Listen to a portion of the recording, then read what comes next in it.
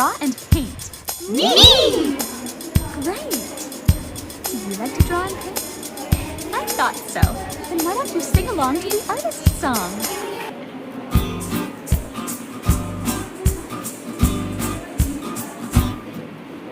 Go get a crayon when I sing this song. Maybe you can sing and draw along. If you can't find a crayon, anything will do. If you want to have fun, try drawing with two. When you make art, it's like using your voice. No matter what you do, there's no wrong choice. Pencil, crayon, chalk picks them up. Learn to draw a tree, a kitty, or a truck. Make your drawing messy, or you can make it clean. No matter how they look, hang them up to be seen. When you make art, it's like using your voice. No matter what you do, there's no wrong choice. You're a perfect artist, however you doodle. Stanton just made a six-legged poodle.